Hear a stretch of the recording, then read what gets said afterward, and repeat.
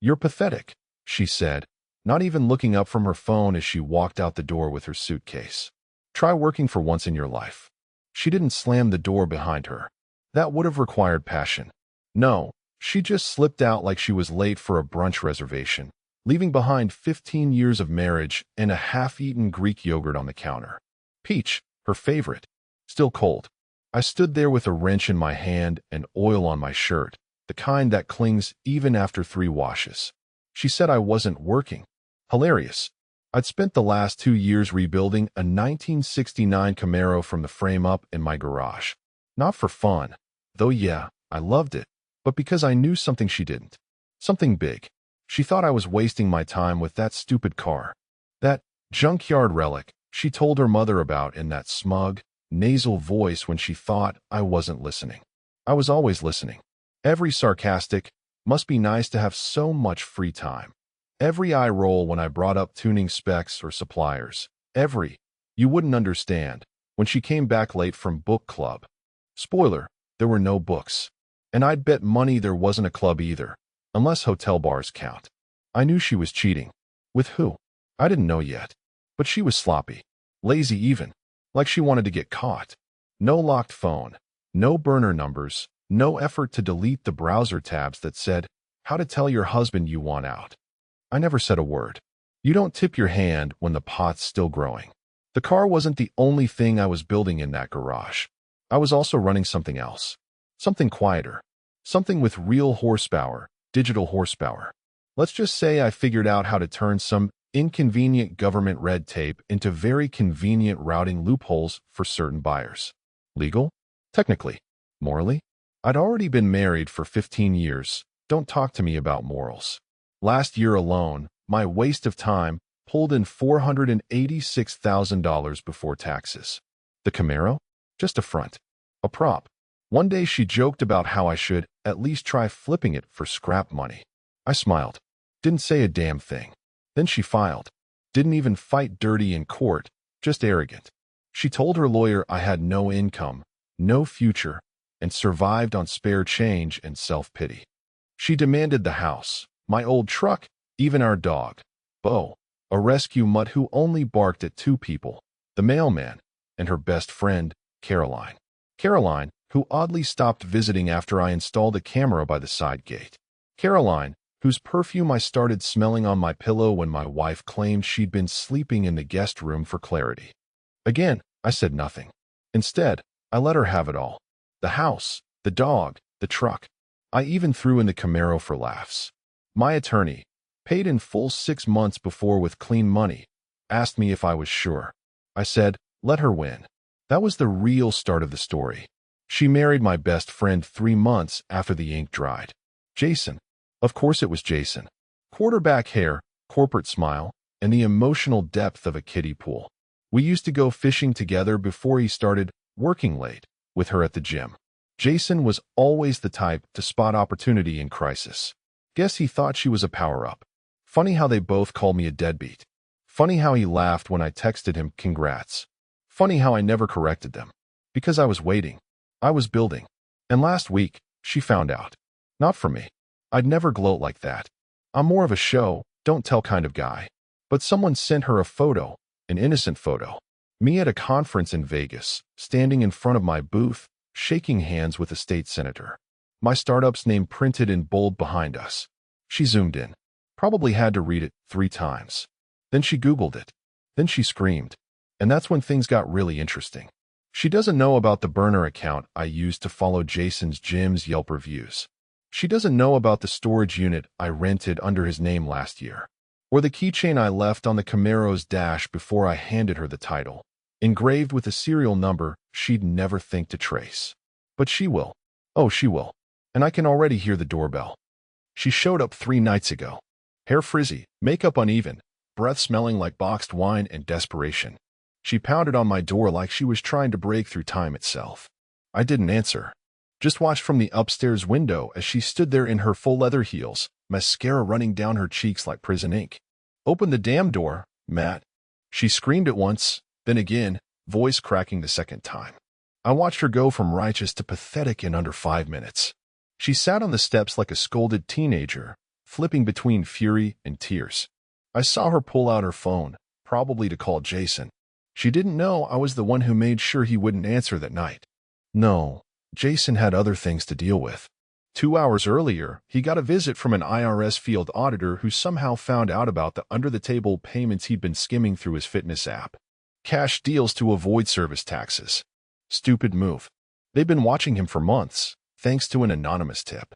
That tip came with screenshots, financial records, IP logs, all nicely packaged and mailed from a burner P.O. box in Nevada. The keychain I left on the Camaro? It had nothing to do with the car. It belonged to a high-end locker in a private co-working space in Henderson, used only once to print and mail those files. The serial number? Traced back to Jason. Not me. The printer? Same. I made sure. That's why I watched from the window. Calm. Silent. No need for theatrics. She eventually left, limping in those ridiculous heels, yelling something about how I manipulated everything and, "You planned this, you sick freak." She's not wrong. See, I knew something was off the moment Jason's name started popping up more often than usual. Subtle, at first, Jason helped me fix the Wi-Fi. Jason's got great contacts for mortgage rates. Jason's such a good listener. Sure, good listener. Good at unzipping his pants mid-sentence, probably. But the final push wasn't her. It wasn't even Jason. It was a houseplant. A stupid fiddle leaf fig. I'm not kidding. One afternoon, she came home from yoga with that oversized pot in her back seat. Said Jason picked it out for her. She put it by the fireplace, obsessing over the soil acidity and whether it was getting enough indirect light. That plant got more attention in 3 weeks than I did in the last 3 years. What she didn't realize is that plant had something else, a chip pot. A jagged little crack running down the side. Barely visible, unless you ran your finger across it. And one night, when she was snoring on the couch in her silk robe, still wearing her earrings from dinner with the girls, I reached under that pot and found it, a keycard. Hotel branded. Marriott. Room 214. No phone records. No texts. No letters. Just a dumb plant with a secret. I never asked about it. Never confronted her. I just smiled the next morning and made her French toast. Told her she deserved more time to relax. That I'd handle the bills. Told her I was finally considering getting serious about a job. She believed me. That same week, I started converting my side hustle into a registered LLC, moved hosting offshore, and quietly hired a compliance officer who'd worked on Capitol Hill. By the time she served me papers, I had 12 domains, 5 shell vendors, and a private accountant who only took meetings via encrypted video. I paid myself minimum wage. Let the rest build quietly, invisibly. So when she told the judge I was a broke, washed-up mechanic, she was half right. I was a mechanic, one who knew how to dismantle a system and rebuild it to spec. What she didn't know was that the Camaro, my project, was now in the hands of a tech influencer in Austin who wired me $180,000 for the custom engine and telemetry integration I'd built into it. Full AI diagnostics. I embedded a small signature inside the NAV console, designed by the deadbeat. He didn't get the joke. She will. Because 2 days after she left my porch, she tried to cash in the Camaro's pink slip. And it got flagged. Why? Because the VIN was changed 6 months ago. Legally. She never updated the title. So now, not only is she holding a worthless piece of paper, she's also holding liability. Meanwhile, Jason's phone has been dark. His name's on a federal inquiry list. His gym's locked. She's left voice messages. I've heard them. Yes, I still have access. She said she needs answers. She's going to get them. But not from me.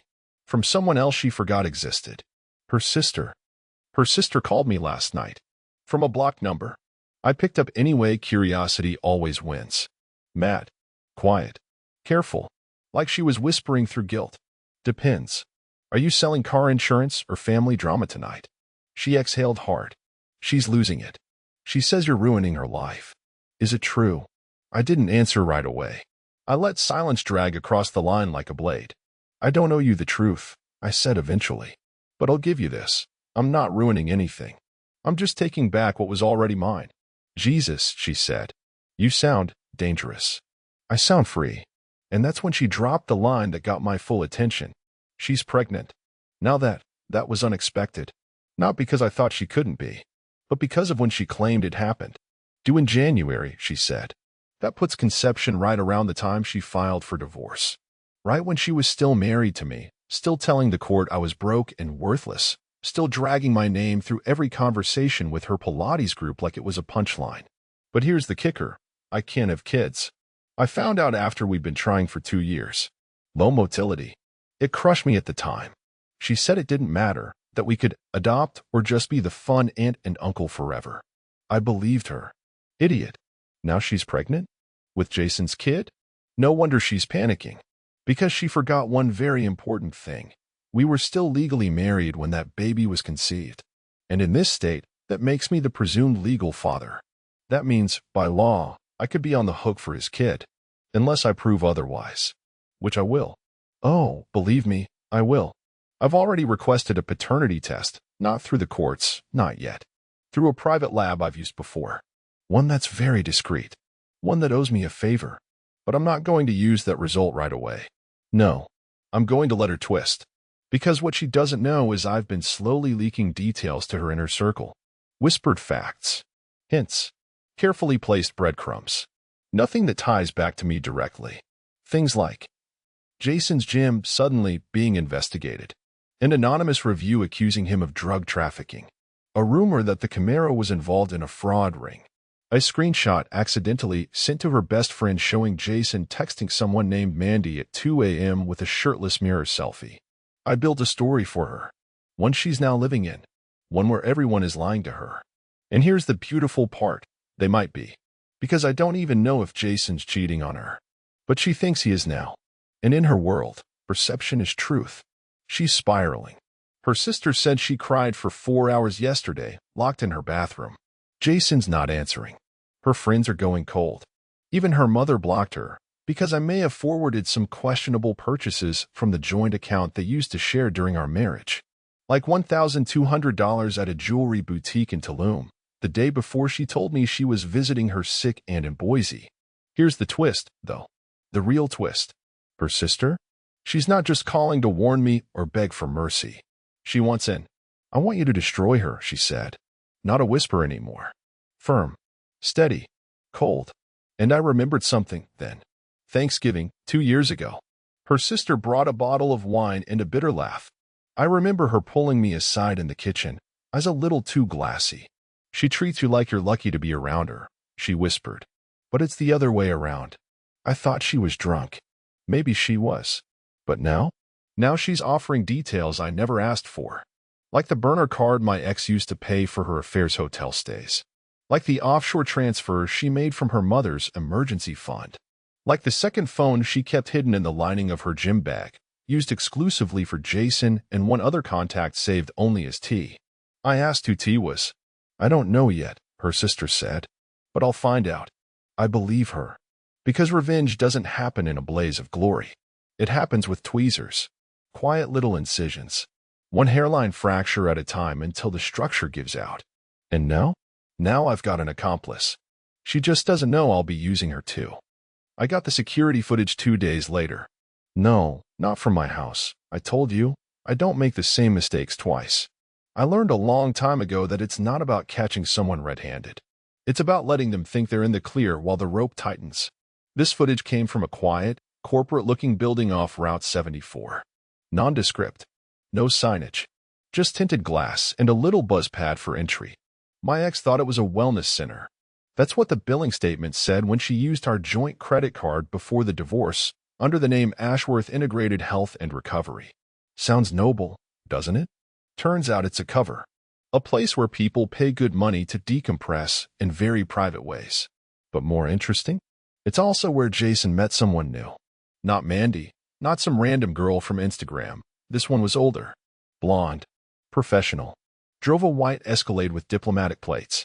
Guess what else the footage showed? Jason handing her a black envelope. Twice. You know what kind of people use black envelopes? The ones who don't want receipts. That was the first time I stopped and genuinely asked myself, what exactly was Jason into? Because this wasn't dumb gym bro stuff anymore. This was quiet money. The kind you move when something bigger's happening. So I did what I always do. I let it sit. I didn't chase the answer. I made space for it to come to me. And it did. From an old friend. Josh, my college roommate. Works in financial compliance now, deals with shell companies and tax havens. Owes me big time for covering up his DUI back in 2011. I sent him Jason's Gym's LLC name. 2 hours later, he called me, whispering like he was in a church. Matt, there's a red flag. Just one. No. 17.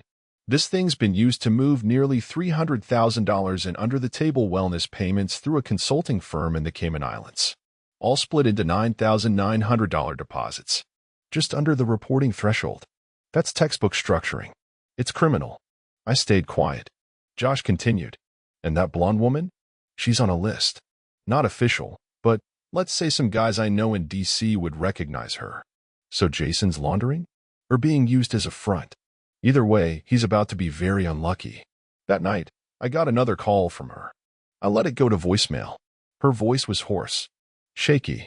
I need to talk to you. I think Jason's in trouble. He's lying to me. I think he's using me.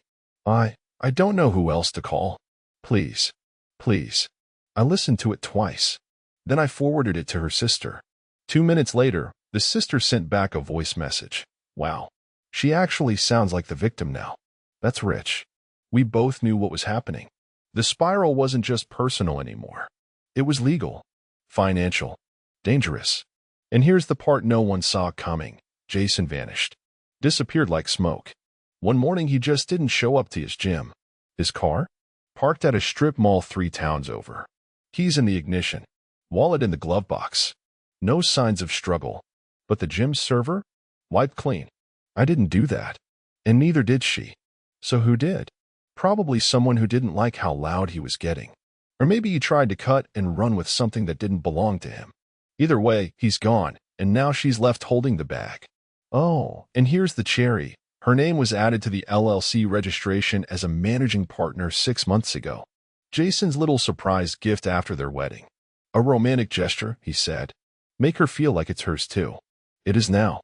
Which means when the feds come knocking, and they will, her name is on every fraudulent transaction. And where am I? Not in the Camaro. Not in the house. Not in town. I'm in a rented cabin 6 states away, sipping bourbon by the fire, watching this all play out through news alerts and encrypted emails. No fingerprints. No trail. But the plan isn't done. Not yet. Because I'm about to send her something that will finally break her. Something so mundane, so stupidly ordinary, she'll never see it coming. A wedding photo. Ours. But altered, just enough. In the background, there's Jason. And I've placed a shadow behind him too. A figure she'll recognize. She'll know who it is. And when she sees it, when she connects the dots, she'll realize. She was never the prize. She was the pawn. And the game? It's just getting started. The email hit her inbox at 7:03 a.m. Eastern. Subject line, look closely. Just 2 words. No signature. No sender name. A burner account with a scrambled IP. She clicked. Of course she clicked. I know her better than she knows herself. Curiosity is her religion. And shame? Foreign concept. But paranoia? That one's built into her DNA. The image loaded slowly. It was from our wedding, 15 years ago. The big moment outside the church. Confetti midair. Her fake smile frozen in time. Me, looking like a man still half believing in fairy tales. Jason, best man, big grin, standing just over my shoulder. But now, there was someone else in the shot. In the background, behind Jason, barely visible in the original photo. I enhanced it. Just enough. Lightened the contrast. Punched the shadow. And there she was. Mira Whitcomb. Her old boss. Twice divorced.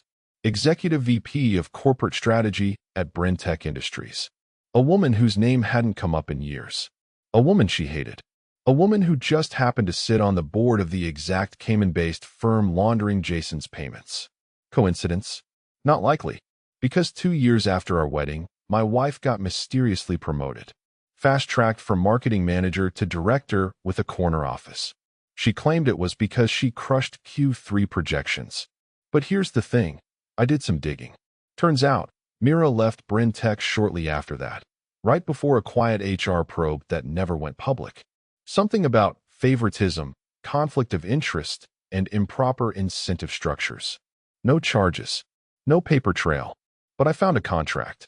buried in an old archive of employee memos Mira signed during her last month at Brentech.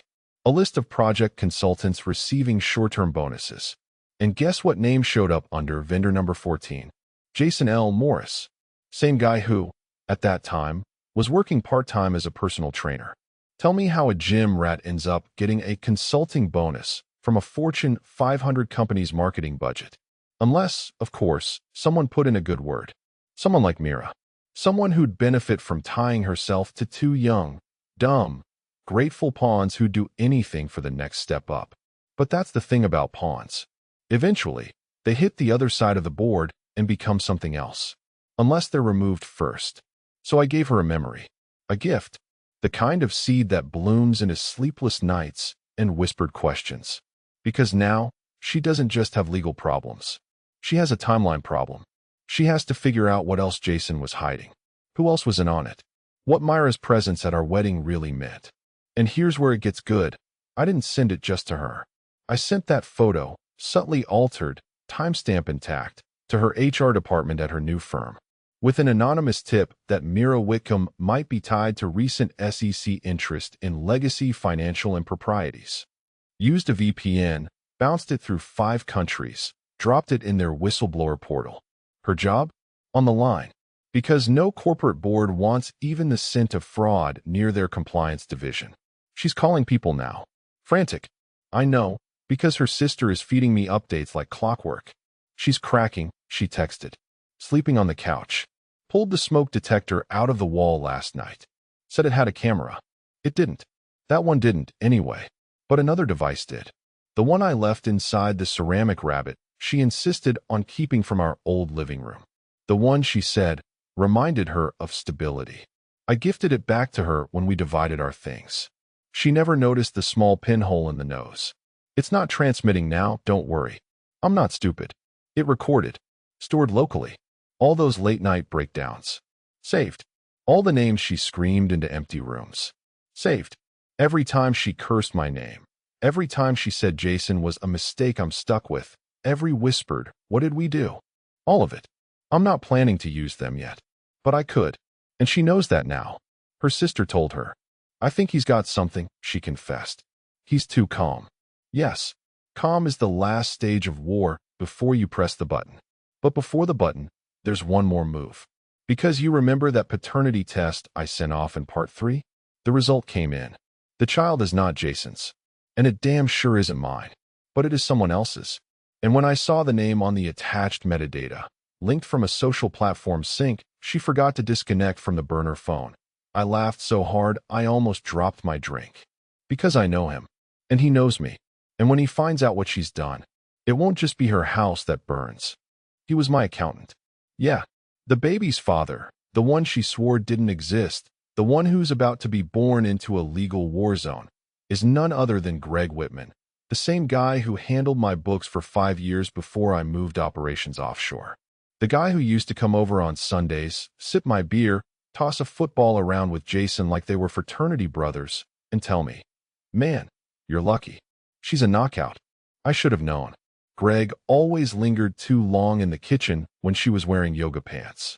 Always stayed a little late after finishing quarterly paperwork. Always found some excuse to come by unannounced. Forgot a form. Printer ran out of ink. Needed your signature. She knew exactly how to play him. He was soft, eager, grateful just to be noticed. And she was bored. Jason was dumb fun. I was invisible. Greg was a project. But now, Greg is a liability. Because when I cut him loose last year, quietly, politely, I made sure to wipe every digital trail connecting him to my business. I even paid for his silence, a $10,000 severance wired to a prepaid card, disguised as consulting exit bonus. He never asked questions. Thought he was getting off easy. But Greg's a numbers guy, and numbers don't lie. So when he got that anonymous email yesterday, with a blurry ultrasound, a due date, and a not-so-subtle message that read, "You might want to lawyer up. She's naming names," he panicked. I know because he called me. Blocked number. 6:42 p.m.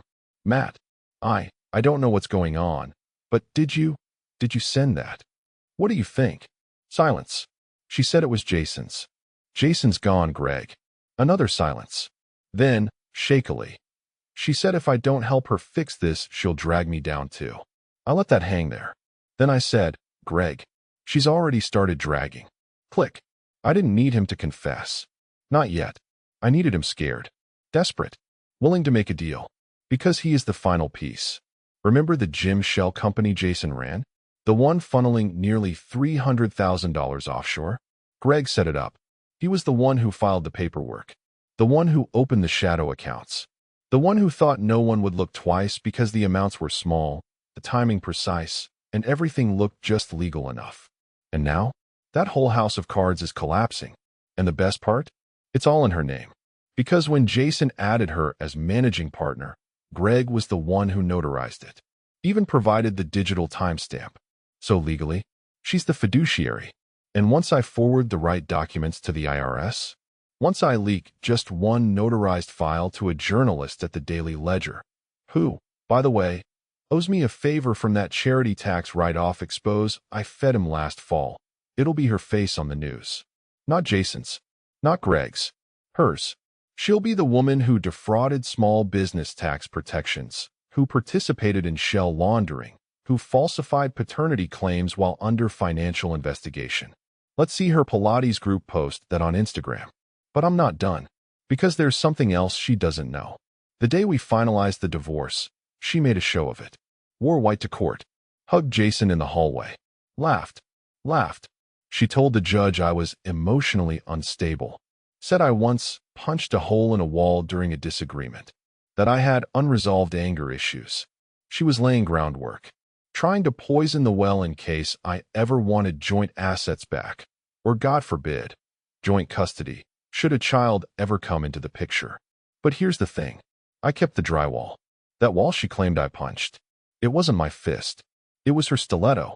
From the night she threw it at me, missed, and stormed out to go stay at Caroline's. I patched it quietly. Took a photo before I did. And I kept the stiletto in a Ziploc bag, label dated, sealed. Why? Because truth has an expiration date, but proof doesn't. And now that she's trying to crawl out of this mess with a baby in her belly and a fraud case nipping at her heels, I'm going to offer her something. A deal. One she won't like. Because if she wants to stay out of prison, keep that child, and not lose everything, she's going to have to tell the world the one thing she fears most. That I was never the villain. That I paid for everything. That I let her walk away because I knew where the road ended. And she drove straight into it. Eyes open. Smile wide. Seatbelt off. She thought the car was hers. Turns out, she was riding in the trunk. She didn't take the deal. Of course she didn't. She called me instead. Or rather, screamed at me through a burner phone I traced before she even hung up. You manipulative psycho. You think you're some mastermind? I'll bury you. She was crying. I could hear it under the rage. This wet, choking sob she couldn't quite swallow. It wasn't grief. It was panic, the kind that doesn't stop at your throat. The kind that settles in your chest and makes you forget how to breathe. That's how I knew she was finally waking up. You're going to regret everything you've done to me, she said. I didn't respond. I let the silence stretch just long enough to make her realize she wasn't in control anymore. Then I whispered, "No, sweetheart. I'm just getting started." Click. And just like that, I burned the last bridge she thought she had with me. Because that call, it wasn't just to vent. She was fishing. She needed leverage. A recording. Anything she could use to frame herself as the victim, again. Too bad I was already 10 moves ahead. You see, what she still doesn't get is that this isn't about revenge anymore. It's about reputation. Not hers. Mine. She dragged me through the mud for 2 years, called me lazy, unmotivated, emotionally volatile. Lied to our friends, our neighbors, even my own family. Made me into a ghost just so she could shine brighter by comparison. But ghosts remember. And this ghost had receipts. Like the prenup she thought she shredded, except it was a copy.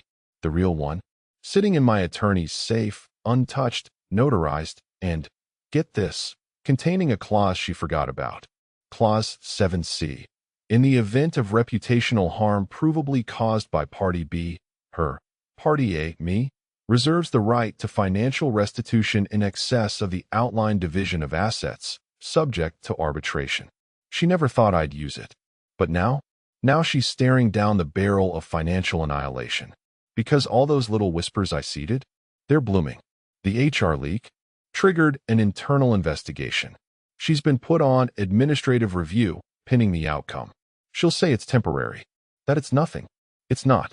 Her bank froze 3 accounts pending compliance verification due to a pattern of inconsistent deposits.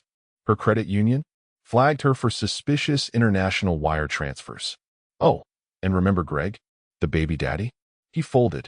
He lawyered up, sure, but his lawyer called my lawyer with an offer. Full cooperation in exchange for limited liability. I agreed. You want to know what Greg gave me? A signed affidavit confirming he handled Jason's shell accounts. A USB with complete email backups between him, Jason, and my ex, including several, where she explicitly instructs him to hide the money flow. And the crown jewel, a deleted email she once sent Jason titled, "If he finds out, I'm screwed." She was right. She is screwed. Now I'm sitting on a stack of evidence that could sink her faster than Jason's gym memberships. But here's where it turns.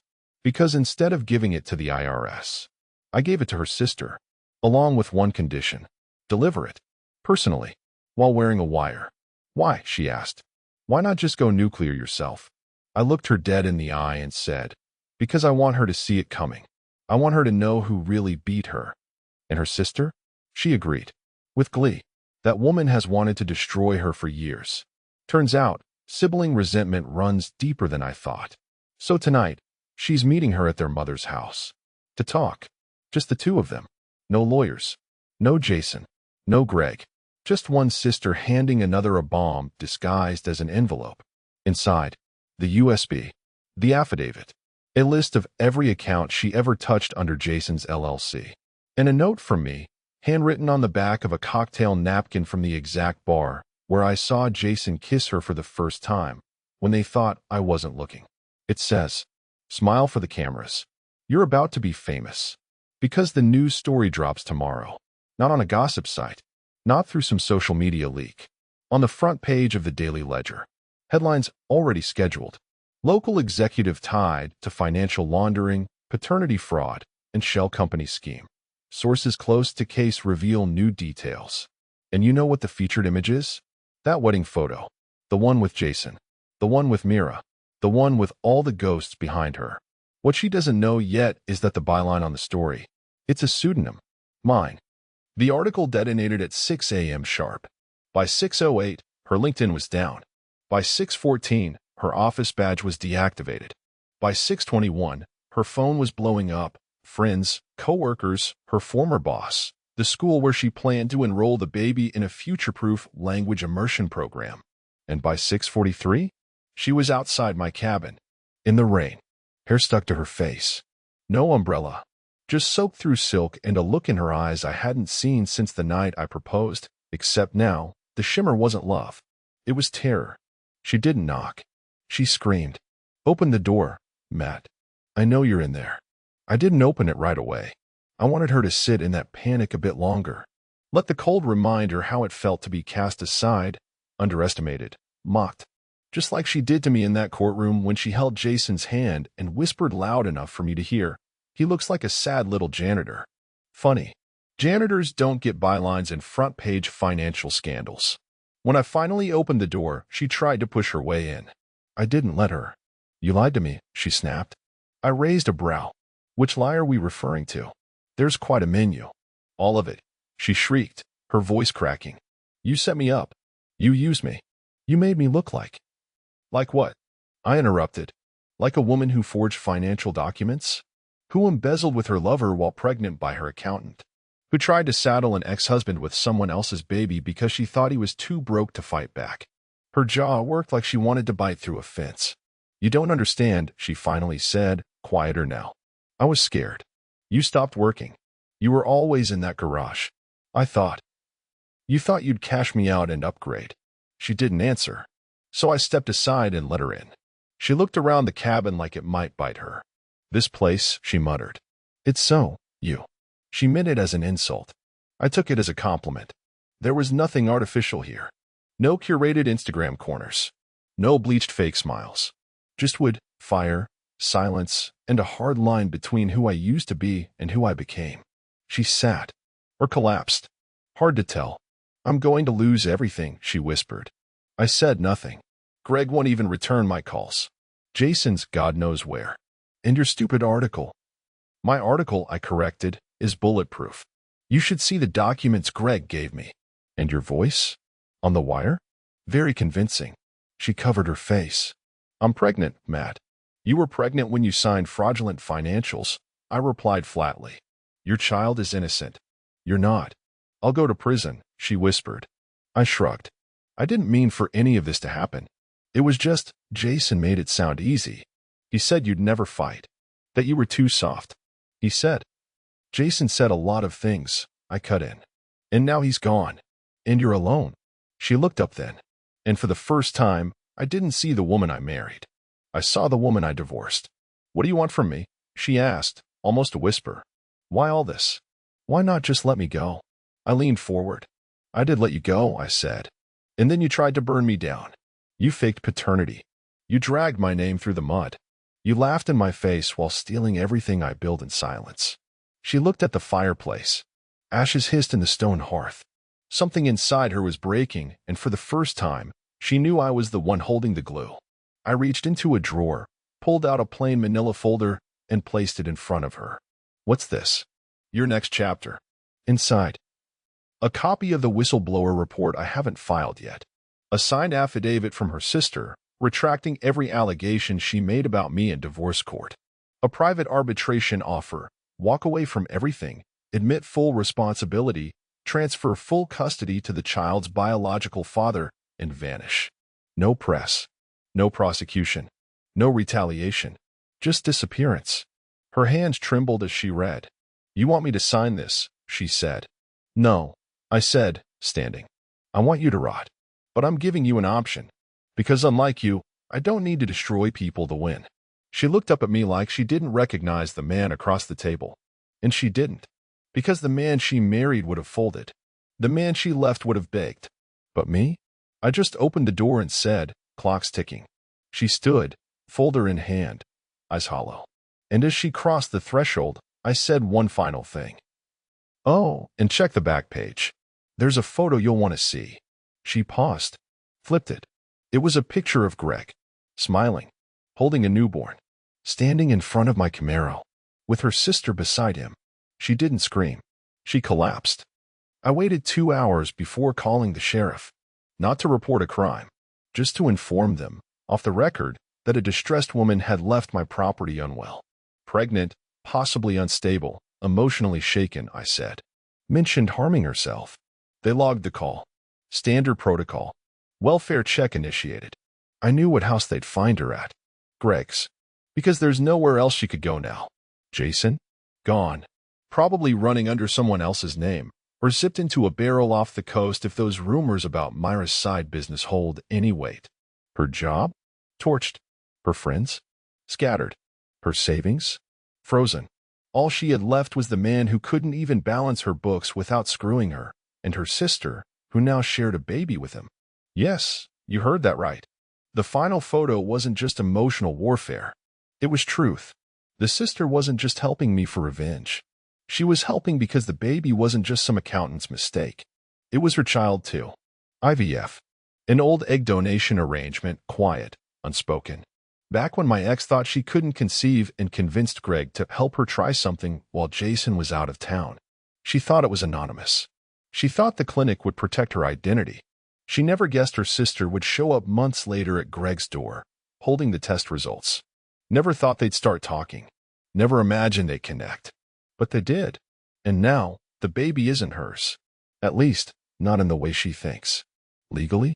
Biologically? She's just the vessel. And that's exactly what her sister is about to prove in court. Because while I offered her a quiet exit, she made her choice. She ran. Hid. Refused to sign. So now we're going nuclear. This morning, the petition went public. Whitman versus Whitman, et al. Custody claim. Fraud. Maternal displacement. A landmark case, bound to hit national news by next week. My lawyer, God bless her cold little heart, filed it with precision. The claim isn't from Greg. It's from her sister. And here's the legal cherry. The sister is listed as both biological mother and claimant of endangerment, alleging my ex is mentally unfit to parent due to recent criminal investigations and psychological instability. You know what makes that stick? The wire. The crying. The broken state she arrived in when she collapsed on my floor. I had it all recorded. Not for blackmail. For protection. Because once she realizes she's lost the child too, she'll have nothing left to lose. And that's when people become dangerous. That's when you make sure the locks are changed. That your name isn't on public records. That your cabin's registered to an LLC in Montana that leads to a trust in Luxembourg. That's when you tell the people you care about to stay away. Because I'm not stupid. Cornered animals don't apologize. They bite. And her silence these last 48 hours? It's not surrender. It's the sound of a match scraping the box. But she still doesn't know what I saved for last. Because in every story, every war, there's a final nail. A truth so sharp it slices clean through whatever pride is left.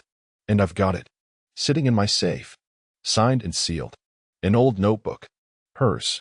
The one she left in the guest room before she moved out. She probably forgot it existed. But inside, a journal entry. Written in her hand. If this baby's not Jason's, I'll make it Matt's. He's too dumb to fight it. I flipped the page. And if he ever finds out, I'll burn it all down. He'll never survive the truth. I laughed when I first read it. Because now, I own the truth.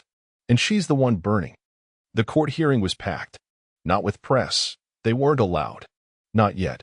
This was private arbitration, per the prenup's fine print. But that didn't mean the gallery was empty. There was her sister, stone-faced in a navy suit. Greg, nervous and sweating through his collar. My attorney, cool as dry ice. And her? She showed up 15 minutes late. Hair unbrushed. No makeup. No ring.